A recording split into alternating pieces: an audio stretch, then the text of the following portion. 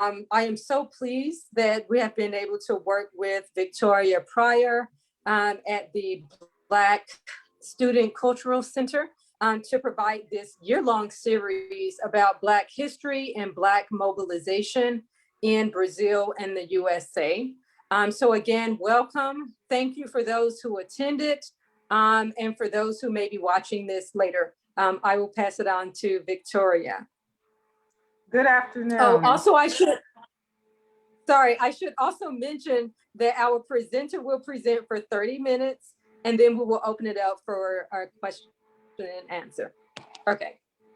Great. Good afternoon to everyone and thank you for being here. And this is our last presentation of the series. And I'd just like to thank our sponsors, which is the Department of African and African Diaspora Studies, the Black Student Cultural Center, the Center for Latin American and Caribbean Studies, and the Center for Global Health and Equity. Thank you.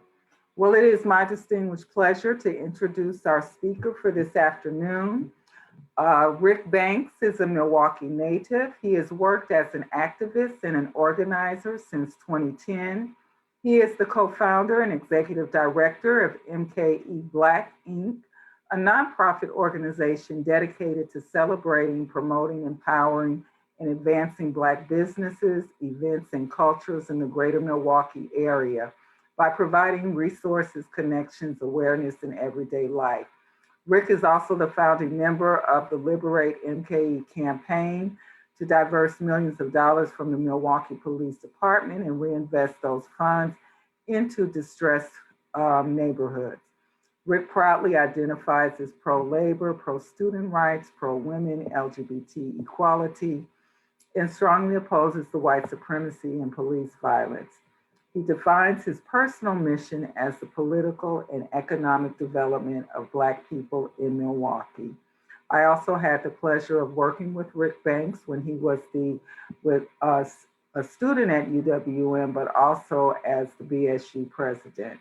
So without further ado, I'd like to present to you Rick Banks. Thank you, Victoria, much appreciated. And yeah, definitely good times thinking about my time here at UWM and all the stuff that I learned and picked up and carry with me to this day. So thank you. Turn that light on.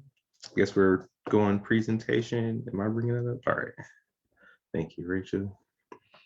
So yeah, I was asked to come in and speak about anti-Black racism in the state of Milwaukee.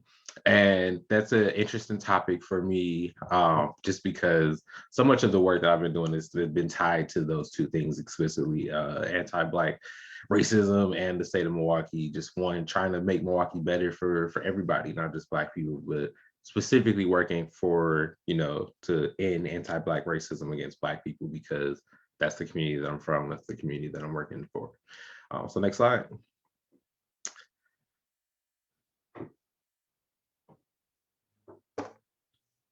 Next slide. Oh, there we go. So a little bit about me again. 29 years old, Milwaukee native, born and raised here in the city of Milwaukee. I'm a graduate of Milwaukee Public Schools, a graduate of Riverside University High School, right down the street from UWM. I studied political science and economics at UWM. And for those who are very astute, you might notice the difference between studying and graduated. I did not necessarily graduate yet, so I'm hoping to finish my degree actually later this year. But so at some point in the middle towards the end of my, what was supposed to be the end of my college career, I started working as an organizer in the Harlem neighborhood with the AmeriCorps program, and was a organizer around creating a Friends of group around the park. And ever since then, I've been tied down and stuck in the Harlem neighborhood, never leaving too often. So right now I'm a homeowner in the neighborhood, and still kind of identify as a community organizer in the neighborhood, really working to keep the neighborhood informed of what's going on, making sure that our voice is being heard as lots and lots of things are happening in the community. I also serve as the former political director for Black Leaders Organizing for Communities, which is an organization dedicated to really informing folks about the civic engagement process. When elections are coming up, we made endorsements in elections. We made sure that people got out to vote and registered thousands of voters. And finally, I'm the co-founder of the MKE Black Incorporated, which is a nonprofit dedicated to, like she said, providing a one-stop shop for anybody who's interested in Black business and Black industry and Black culture in the city of Milwaukee. And so we have a mobile app and a website where all the database is listed. We've had a tremendous success with just promoting Black businesses through our database. Next slide. So, in thinking about this topic, I had to really start it and make it for me personal. And for me, where it started in organizing this fight, really started with these two young men. And so I guess looking back in my general background, I grew up, often say, between two worlds, right? I have one side of my family who is able to build their houses up from the ground up and, you know, living solid middle class lifestyles. And then I have another side of my family that when I think of urban poor, like that's what I'm thinking of. And so I've always been thinking about how can we bridge those gaps and really make sure that people have the resources that they need and like there's no need for this wide income inequality. And so that's really why I went to school and studied political science and economics, because those were the two things that to me stuck out as why the conditions in our society exist as they exist. And in 2013 is when the really kind of the, well, really, I'll go back a step, really 2010. 2010 was kind of when the activism bug bit me just a little bit. And if folks remember, 2010 was when Scott Walker and Act 10 and all that was going on. And I didn't really know too much about, you know, what it was or how it affected me, but what I witnessed was thousands of people getting out into the streets to protest this act that was put forth by the government that was going to hurt lots of government employees, and people got out in the thousands. And that was the first time that I had seen that in person. Like you've seen it in the past when you're looking at the civil rights movement of the 60s and 70s and really saw people out in the streets and doing that kind of motion, but I had never seen that in person until 2010. And so the first time I really got involved in it though was 2013 under the direction of the Black Student Union with folks who were really protesting the killing of Trayvon Martin. And so we saw that that was a huge injustice and people wanted to do something about it, right? And so we started to march in the streets, we started to organize, and we started to, you know, make our voices heard. And then even more so locally in 2014, we had the police killing of Dontre Hamilton. And if you don't know the Dontre Hamilton story, that's a story where Dr. Hamilton, 31 years old, sleeping in Red Arrow Park downtown. And as a part of this, he was the folks at Starbucks near Red Arrow Park. The manager called the police on Dontre because they said that he was kind of something interfering with the business or something like that. Police responded. They said he's not doing anything. It's all good. But then the manager called someone else that he knew on the force, and that manager ended up coming and shooting Dontre, getting into an altercation with Dontre and shooting Dontre 14 times. This was a couple of months before the Mike Brown situation in Ferguson happened. And so for me in Milwaukee, I was already in it, being active on the ground, being a part of the protests and things like that, especially around 2013, 2014. So that's where I really got my passion, my start, because these could have just as easily been me or people that I know. Next slide. And so it's interesting to think back on this time because I also remember having some of my first police interactions myself during these time periods. One of the first times that I really thought about the need for things like know your rights training is when I was on the corner of Kenwood and Maryland, waiting for the 30. And I was approached, no, it wasn't me. I was standing with two of my friends who were approached by police officers and said that, you know, there's something suspicious happened in the neighborhood or something. There was a robbery, we need to search your bag. And they were looking at me like, well, what do I do with the situation? And I let me know, like, you don't have to let them search your bags. And after that, we started organizing your rights trainings and things like that. But these are just a few images from my time on campus. I think these 3 pictures might have been the same day, where we had a rally in the Union Concourse in honor of Trayvon Martin, and then we marched. This might be the same day. If this is not the same day, then I definitely had my go-to marching hoodie, which is this blue hoodie with the orange stripes. But I believe we marched down with Maria Hamilton, who's the mother of Dr. Hamilton, all the way down to Red Oak Park and participated in some marches. And at some point, the thing got bigger. We met up with some other folks, and we ended up going into City Hall and kind of doing a sit-in thing. And so it's unfortunate that what we saw play out in both of those situations, whereas Trayvon Martin's murderer, George Zimmerman, was not punished for that, and neither was the officer responsible for the shooting of Dontre Hamilton. We saw Officer Chris Manning be acquitted of that police killing as well. And so after that, for me, it really became about how do we change the institutions and change the rules, because when we're talking about racism in Milwaukee, we're often talking about systemic issues and systemic violence and systemic rules that really create the conditions that Black people live in Milwaukee. Next slide. So this is the racial dot map, and when talking about racism in Milwaukee, I lean on this map heavily, because every green dot is an African-American person, every blue dot is a Caucasian, every orange dot is a Hispanic or Latino, and every red dot is supposed to represent an Asian person. And so when you look at this dot, this map, and kind of the overlay of the city of Milwaukee, one, it really puts it into perspective just how segregated the city of Milwaukee is. And when we talk about anti-Black racism, it's impossible to talk about the segregation and how that came to be and the effects that has continued to have on the Black community in general. And so we see that Black people in Milwaukee highly concentrated on the north side. I myself am from the north side and have lived on the north side of Milwaukee all my life. And so, yeah, I've seen the impacts of it. And so this map is going to come back. I'm going to use it as a reference and overlay it. You're going to see it several times throughout this presentation. Next slide.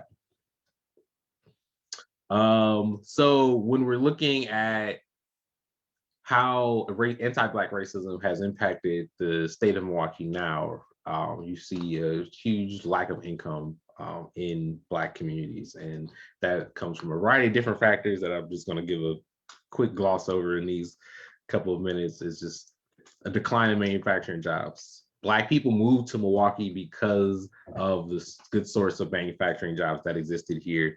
And unfortunately, in the 80s and 90s and early 2000s, we've seen those declined. And so as a result, you see neighborhoods that were very stable during the 80s and 90s that were majority Black neighborhoods have declined because of those good paying jobs are gone, and because those people don't have the income anymore to do the proper maintenance of their homes and things like that. And things have been worsened by low educational outcomes. And again, that causes declining neighborhoods. Next slide. When we look at transportation to where the jobs are, I believe about a quarter of the Black community in Milwaukee doesn't have a car, if not more than that. And so when we're looking at how to fix those and what systemic barriers do we face in getting to that transportation or to those job centers, on the right is a map of where the job centers are around Milwaukee, where the major industrial hubs are. And as you can see, the kind of shaded area with all the red lines, that's Milwaukee County, and those are the bus lines. And as you can see, a lot of these major industrial areas are not on bus lines. And so there's a lack of built-in non-access to be able to get to these high-paying jobs. If you are a Black person who is in the center of this map, you don't have access systemically to these locations where the jobs are at. Next slide.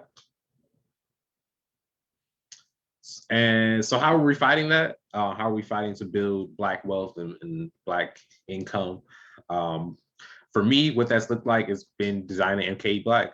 MKE Black is a database of Black-owned businesses that are located in the city of Milwaukee. And the thought was, if we are going to build and have stable communities, we have to own our communities. And what that means is owning our houses, it means owning the businesses, it means having control of the schools, all of this stuff.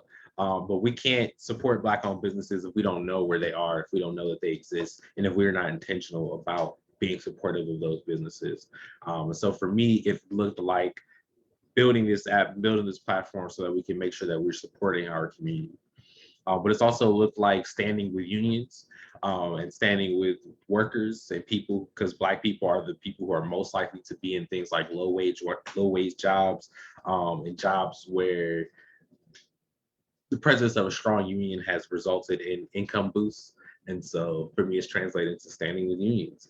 But it's also like standing for things like regional transit, which Milwaukee doesn't have. Milwaukee, the bus only takes you so far, when we could just as easily have a transit system that connects to the transit system in Chicago, and that makes it quick and efficient to get out to places like Madison and other places. But we don't have that right now. And those are ways of systemic, by denying that, the system and the city and the state have systemically denied Black people access to these jobs. And unfortunately, what we find with business development is that a lot of these jobs, or a lot of these businesses, face issues like access to capital.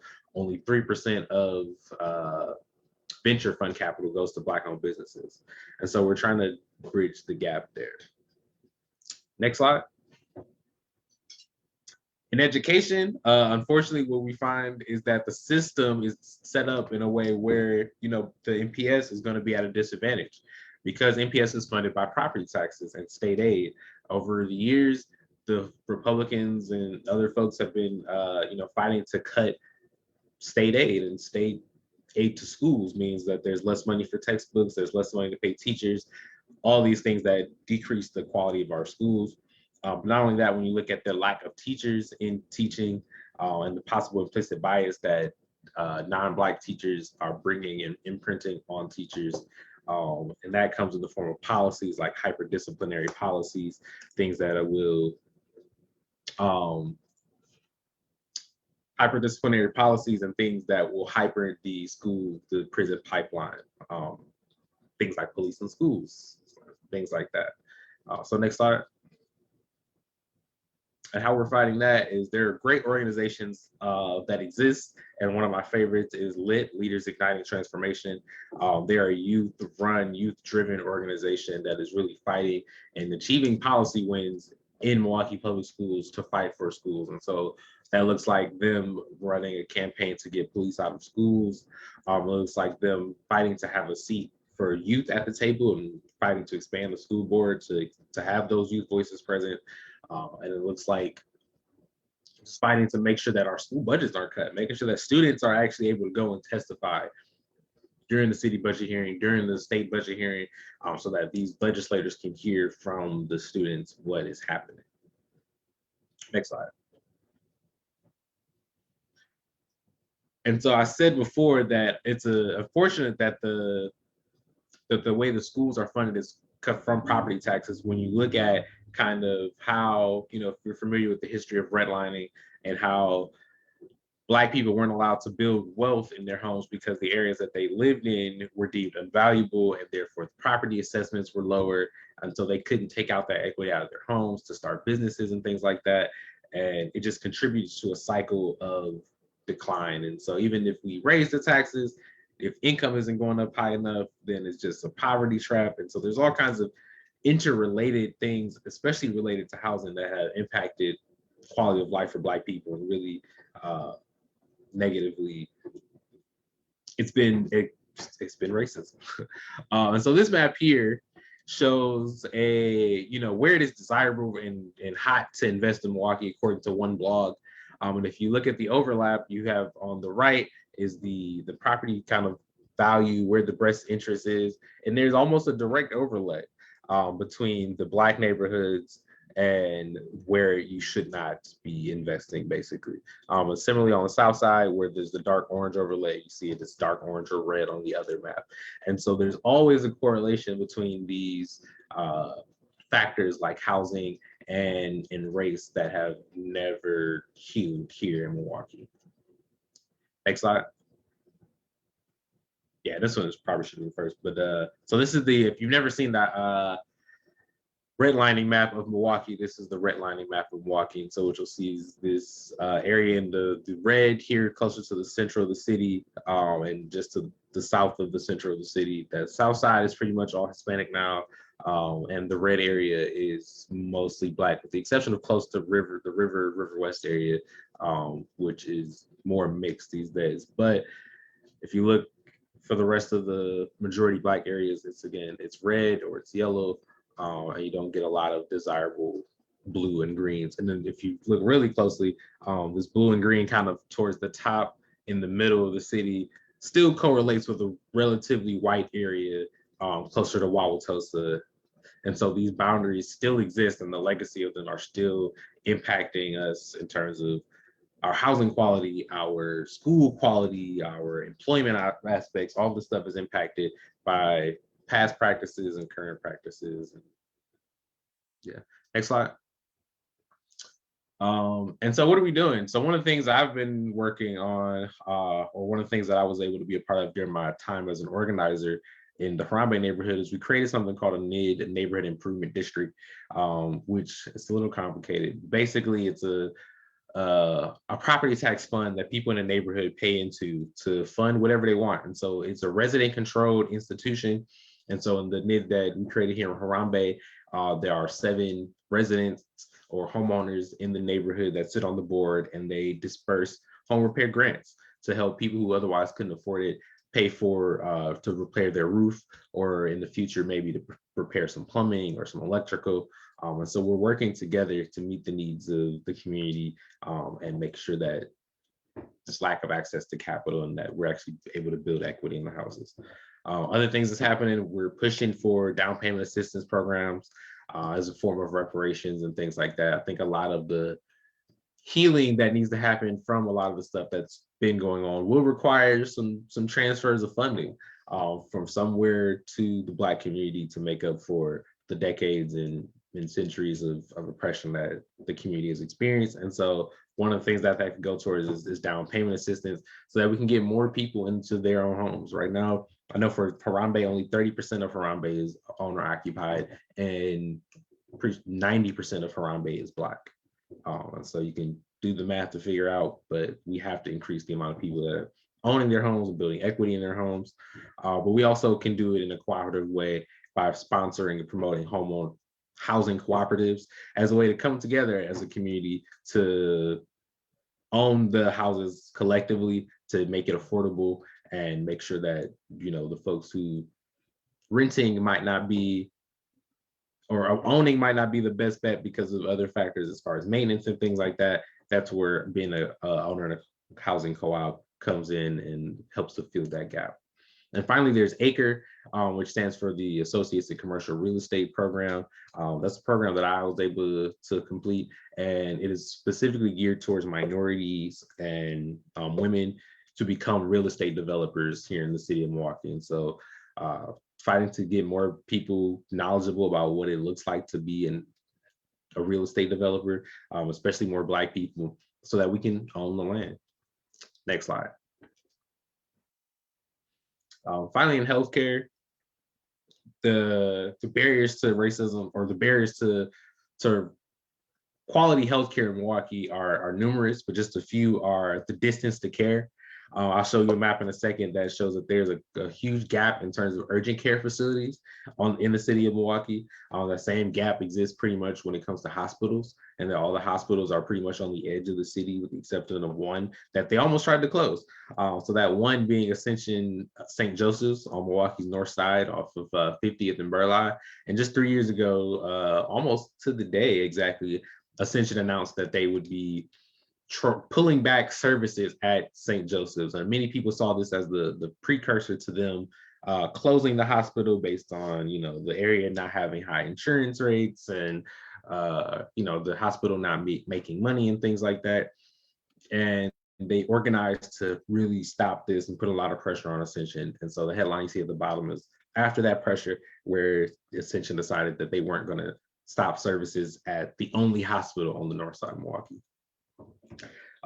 And that's just in the decision making, not to mention the racism in the hospital rooms, where nurses are also, just like teachers, subject to implicit bias or implicit biases. And then we have more exposure to toxins in terms of lead in the pipes, toxins in the air, and things like that. Next slide. So again, there's that racial dot map again. And then the one on the right is a map of lead pipe exposure.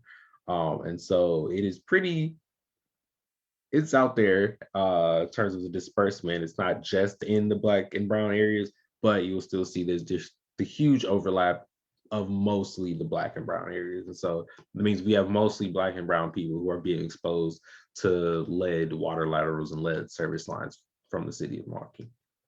Next slide. Here's another dot map, and then another dot map representing COVID cases. And so you see that this is early in the pandemic, March 27th, a little over a year ago. We were just learning about COVID, but you might remember that in the beginning, outbreaks were very heavily centered in majority Black neighborhoods, and the map overlay confirms that. And that is also another variety of other factors there, including the fact that Black people are most likely to be working low paid essential jobs that you were required to go to work, couldn't work from home. You had to go to your job at the grocery store. You had to go to your job at Walmart. You had to go to your job at whatever restaurant might still be open. And so you had more higher odds of becoming infected in those positions. And not to mention there was just a general lack of education outreach really done to do the education, to inform people of what was happening with the COVID in Black communities specifically. Next slide. And here's that urgent care map, right? If you look at it, this is the map. The Google map on the right is really just Milwaukee County. But if you look at that middle of where there's not any dots, on the top side is the majority Black north side. And if the gap kind of on the middle of the south side, again, is the majority Black south side. So we have thousands, if not hundreds of thousands of people located. There is no urgent care facility in these areas, all on the outskirts of the city, which if you look are the majority white parts of the city.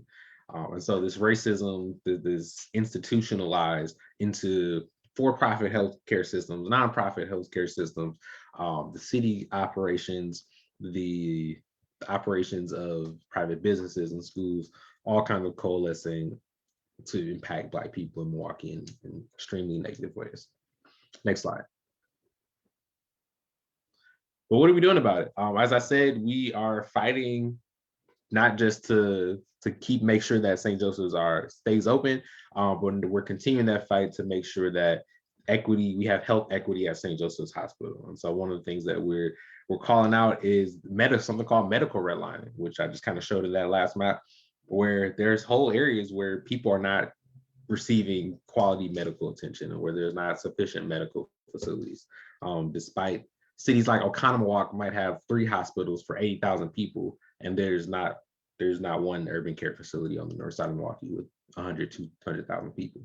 We have to call it out, and we have to demand these institutions to bring health equity. Other things that we're doing are just building our own institutions, right? And going back to our ancestral practices.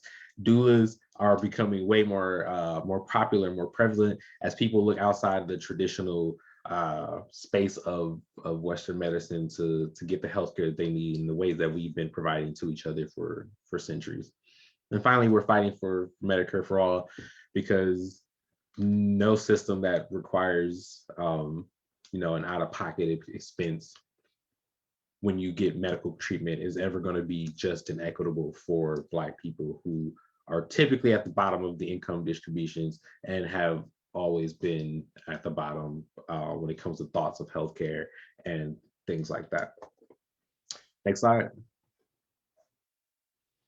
Oh, and now finally, policing. Obviously, Milwaukee is known. A lot of folks know about what happened in 2016 when police shot Seville Smith, and it started the 2016 uprisings. And what we saw from that was, actually, he did get convicted, but I don't believe it was for this incident. So another non-conviction, but also just the response from the uprising was from the state. The state put in millions of dollars into Sherman Park after this, and the city also put in millions of dollars into the neighborhood after this.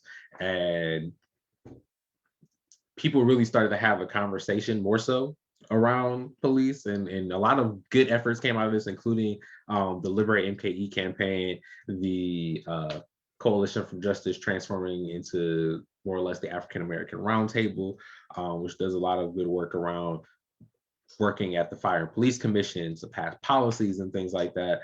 And so while we haven't seen the full change that we've been looking for through all these years and all these actions, we have seen some change. The police department now has body cameras. I think they just recently outlawed or are in the process of banning chokeholds. So there's lots of small changes and small victories that have been happening as a result of this. And Milwaukee County recently just reduced their penalty for arrest of first-time marijuana usage. And so what we're seeing, despite that though, is that even still Black people in Wisconsin are 4.3 times more likely to be convicted for possession of marijuana, despite having the same usage rates as other racial groups. And I think that's a result of, if you think about the map, I don't have the map for the next slide, but again, where poverty is concentrated and lack of opportunity and lack of healthcare and things like that are concentrated, you're going to have a higher crime. And unfortunately, what they do is they use that higher crime as justification for higher policing. And so if you're policing for supposedly higher crime, you're always going to target the same areas. And so it's kind of, again, a self-fulfilling rotation of we're using this to justify this, and that is also causing the other effects. That makes sense. Next slide. And how we're fighting for that, we're doing it in all kinds of ways. Again, the LiberateMKE campaign, founded in 2019 to divest $75 million, or it was $25 million in 2019, and went up to $75 million in 2020 to divest those funds from the Milwaukee Police Department budget, which gets 49% of Milwaukee's police, or of Milwaukee's total budget, 49% goes to the police department, over $300 million. And so we launched a campaign to divest $25 million of those funds and invest that into affordable housing, into non-police violence prevention, into high quality, it was affordable housing, non-police violence prevention, and youth jobs and youth programming. And so we were successful in really getting about $1 million reallocated in the first year, and then think of another about $1 million last year in terms of funding things like a pilot program for universal basic income, funding lead filters for families impacted by lead laterals, and other projects like that. And that movement has really continued lately in the form of the People's Revolution, which really sprung out after George Floyd, and continuing to call to defund police and invest into other priorities, and to make sure that we're holding police officers accountable, and we're not continuing to rehire them and to let them go just to another police department, et cetera, et cetera. And then finally, we're suing the police department, suing state governments wherever necessary, to make sure that they are complying with the rules and regulations that have been outlined, but also to highlight some of the practices. So what the ACLU did was they looked at the data and saw that MPD was racially profiling, and so they sued, and the result of that was they got a settlement agreement with the police department saying that we're going to institute some changes and do some things to make sure that we're not too racially profiling. And so that has been somewhat successful. As expected, the police are a little resistant to major changes, but we shall continue to fight. Next slide. Oh, so yeah, just some pictures from the LiberateMKE campaign. If you might have saw on the last slide, we organized a lot of people to come out to the budget hearings and to show up to the mayor's budget hearing and to really make their voices heard. And we heard people say that they wanted money divested. And so some of the work there, you can see me in my black shirt here and there. Next slide.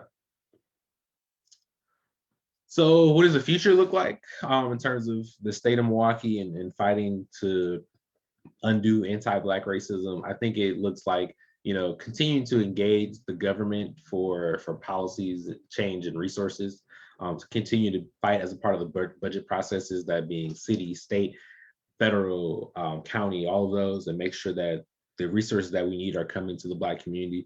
What also looks like, you know, fighting for legislation and constitutional amendments as may be required. One of my personal beliefs is that a constitutional amendment would be required to the state constitution for Black communities to really develop and to develop without displacement. Because what happens is there's a trap, right? You get a house and you want your value to go up if you're going to sell, but not necessarily if you want to live there. But a lot of stuff starts happening around your neighborhood. All of a sudden, your house that you bought for 50 is worth 100, which, you know, sounds great, except if your income hasn't adjusted to meet that demand or to meet that rise in property taxes, then suddenly your property taxes have gone from 1,000 to 2,000, and you might not be able to afford that. And so it's complicated, but we need a constitutional amendment so that we can grow our property values without being priced out of our neighborhoods. We also just need to rebuild, and build institutions. If agencies and even government and nonprofits or whoever, businesses are going to be racist and have racist practices, then I think that what we as Black people need to do is to come together to build our own institutions and provide the needs of our community. And so I think that we're starting to do that. The doulas were a good example. Emerging housing co-ops and Black developers are another example. MKE Black as an institution to just support Black-owned businesses. But what we've got to do is really just, if you're not changing with the times, then we're going to build the institutions needed to meet our needs and replace you in the community. And so that is anti-Black racism in Milwaukee and the state of Milwaukee. Thank you so much. Oh, go ahead. No, I was saying I'm open to questions. Okay. Thank you so much for this presentation. I personally loved seeing all of these maps, and then just hearing more about all of this work. So that was really great. So I have some questions. I have 2 questions, and then someone put a question in the chat, so I will read that one. And then you can just, you know, maybe answer all 3 or choose the questions that you want to answer. So my first question is, normally when I think about things such as capitalism, racism, and imperialism, I see all of those, sexism, I could, you know, go on, right? So I see all of those things together. However, you talked about capitalism as a way to get to Black liberation. So I wanted you to discuss more of how you see those 2 things going together, which I normally don't see. So that's one question. And I'm thinking about the MKE Black, that database, which I think is great. That I'm glad you mentioned it, because that's something that I will definitely use. But so that's what I kind of started thinking about when you mentioned that. The second question is kind of related to the first one, but I wanted you to talk about, like, so how do we get to Black communities being empowered by Black businesses? And the reason I have this question is because of some work that I've read by economists such as Sandy Darity, some people you probably know that you've read their work. So as of 2018, the US Census Bureau survey of business owners found that over 90% of Latino and Black firms do not have even one employee other than the owners.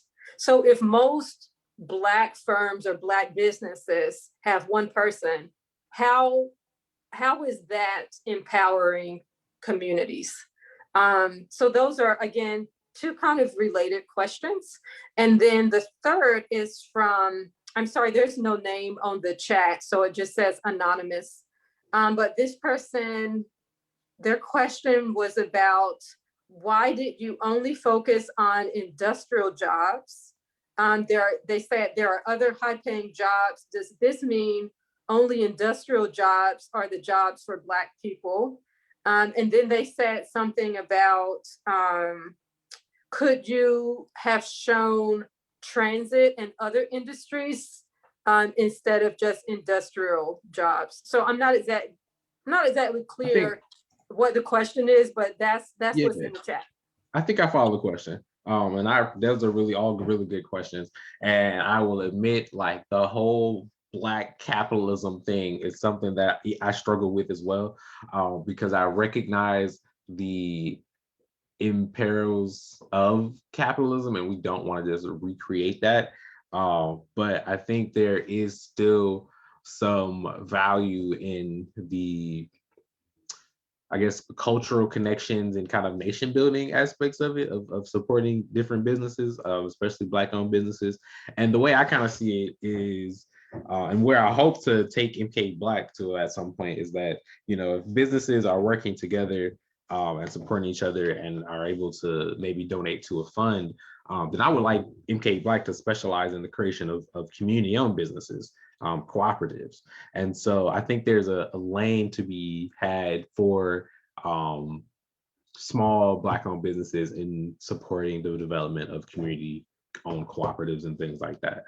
And not only do that, but I think just given that, cooperative development isn't as known in the Black community right now, I think there's some work to be done there. But then also that in the meantime, we can support small businesses, because those are what's going to bring those small material quality of life changes for neighborhoods, right? Because it's the, for example, we just had Sam's Place open not too far from my house, off of MLK and 5th Street or so. And like, that's a small Black-owned business. It's one of the exceptions, like you said, they do have some employees and things like that, but that's something that is going to produce a small quality of life change in my community. And I think that's those things, as we organize, you want to start organizing, small victories, and then kind of get to the larger victories of systemically changing and overthrowing capitalism. I don't put all of the eggs in that basket, but I think there's a role for it that it could play. Hope that answers your question. Yes, thank you. And I actually really I like that you covered so many topics, because the other one, when you were talking about housing, that to me was more of like a cooperative mutual aid type model, where you were talking about, down payment assistance and things like that. So I think it's great, like you said, to have different ways of basically getting to Black empowerment. We do have another question. So Dalila Negreros wants to know, what is the impact of the COVID-19 pandemic on Milwaukee's Black businesses? And then she also wants to know, what is your opinion about the role of universities such as UWM in fighting white supremacy in Milwaukee? Yeah. So just to answer the other question about the industrial jobs,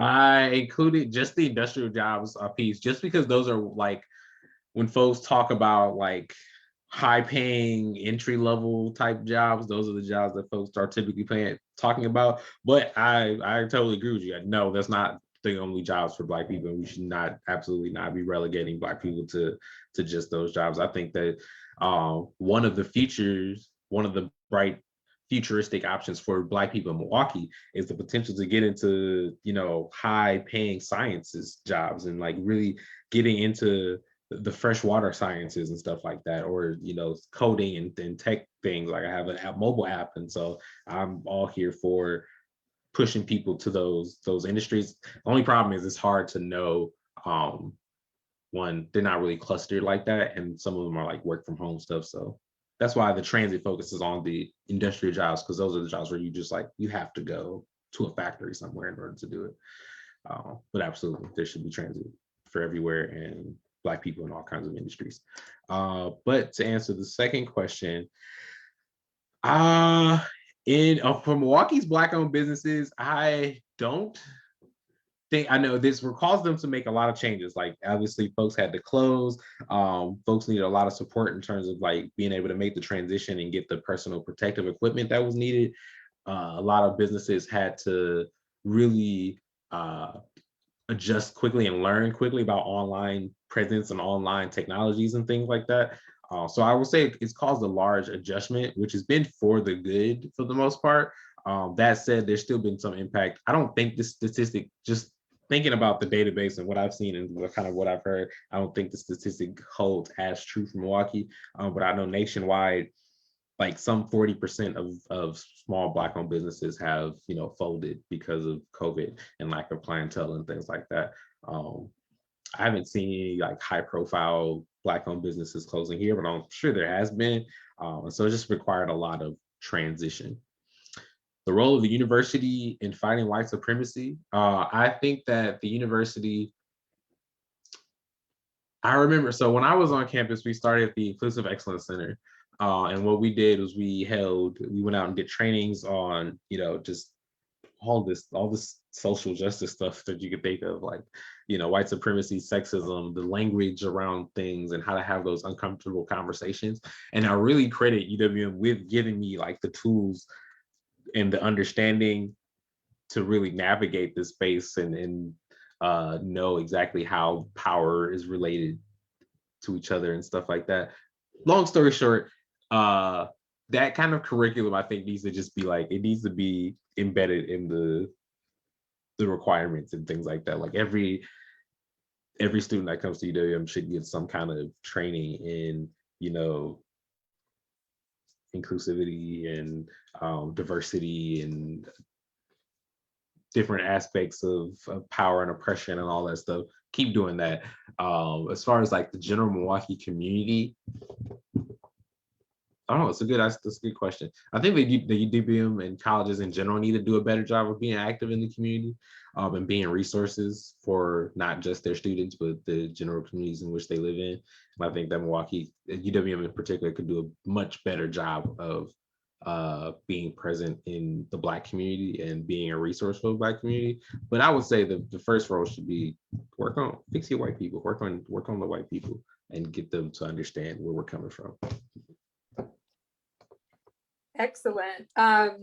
And I'm just going to encourage you, when you do come back to finish, please make sure you continue saying this, that these things should be embedded in the requirements, training in diversity and inclusivity. I just typed that in. Yeah. So I just encourage you to keep saying that and believing that. So the next question is from Virginia Small, and she, her question is, what are some things that people who identify as whites can do to support changes that are needed for positive anti-racist outcomes, in addition to supporting Black-owned businesses? Yeah, great question. I would say, one, if you haven't gone through the training, go through the trainings, even if you feel like, hey, I know my stuff. Like, I would go through the anti-racism training. I know the YWCA has a really good one. The on-campus might have some really good ones. But just go through it, even just to refresh yourself, because it's a continuous work process as a white person to undo internalized racism that you might be, or internalized biases and things like that. But also encourage other folks, encourage other white people to go through these same things. But finally, like, show up and support. Show up and not like show out. Like, don't show up and take over, but show up and just like genuinely show up and be supportive when there are things that, you know, the Black community is saying that we want, and show up with an open ear, especially like, for example, with the LiberateMKE campaign, the best things I think an ally could have done was, one, show up and learn, especially if it rings like really hard on you. Like if the idea of taking money from the police department just is like what to you, then show up and authentically listen to what people are saying. And you know, if you're moved to gain a deeper understanding, have those conversations.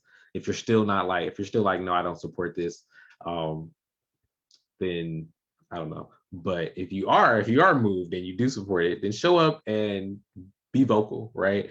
For whatever reason, the messenger matters. And so the powers that be are often usually white. And so if they are, then it is more helpful for those people to hear that we need investments in housing in Black neighborhoods from a white person than it is from a Black person, because racism. Yes, I totally agree. And that even happens in the classroom. So, you know, when I talk about white privilege, I don't actually talk about it. I show videos of white people talking about white privilege because students are not going to listen to me. That's real. So I totally agree. I do have another question. And again, this is related to all of the wonderful work and projects that you showed. I wanted to know, how is this work continuing during the pandemic? So you had some great pictures. And I know, just like we're talking now, of course, this is virtual, but it seemed like a lot of this work really required people coming together and having these discussions to figure out what they were going to do. So how is the work getting done now during the pandemic, especially since, you know, we've been in this for over a year? I think just like everybody else, we've really just adapted to being online and being in Zoom. I think you've seen an increase in people on apps like Signal and Facebook groups and things like that, really planning things out.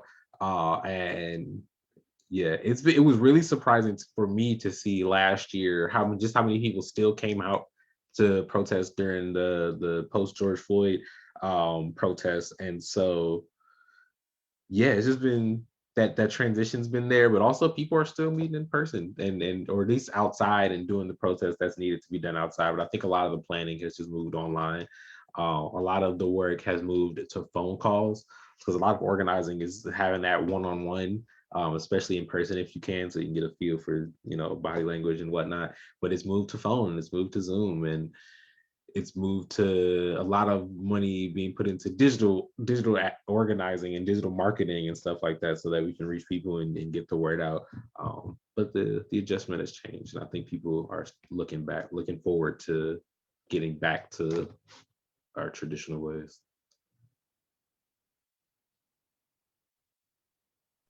Thank you. So there's one more question that I saw in the Q&A, and this one is about mass transit. Someone said something about that the buses go to, I guess, Summerfest, but what about mass transit issues in terms of desirable recreational and cultural locations? They wanted to know if you are concerned about, I guess, bus routes that are not available for desirable recreational and cultural locations. And I'm assuming they are talking about recreational locations for people on the north side. Yeah, that's not in the question, but that's I've definitely have thought that before. Like, yeah, you're right. The bus does not go to the lakefront, and that's such a common place for folks to go to, you know, just to relax and for free. And I remember at one point they were talking about even going even further and like putting parking meters on the lakefront. So I think that it speaks to two things. One, the need to really invest in public transit and to make it equitable, not just in affordability, because me personally, I think that we should get to a point where public transit is fast and user-free, but also that where is it going? So if it's not going to the jobs, and if it's not going to the recreational places for the people who use it, then we're not doing what we're supposed to be doing. So we need to expand not only outside of the county, but inside of the county where our buses are going. And like, it's weird. Like, you know, it's just weird to me that we have this beautiful lakefront, and if you don't have a car, you don't get to experience it. Probably racist. Thank you so much for this wonderful presentation and for you answering all of these questions that we bombarded you with. This was excellent. I'm so happy that we had you as the last speaker to close out this series. I do encourage you to come back, finish your degree, your degree at UWM, because you are definitely doing some excellent work. So also for any of our viewers, we're so lucky that Mr. Banks is here in Milwaukee. So I'm sure you all, can reach out to him if you have any questions. And then especially for this app, Milwaukee Black, I'm really interested in that, and I'm sure other people are as well. So thank you for mentioning that. So we will close it out. This is the end of our series. Thank you so much, Rick, for joining us. Thank you. Thank you. All right. Thank you, everyone. Have a great afternoon.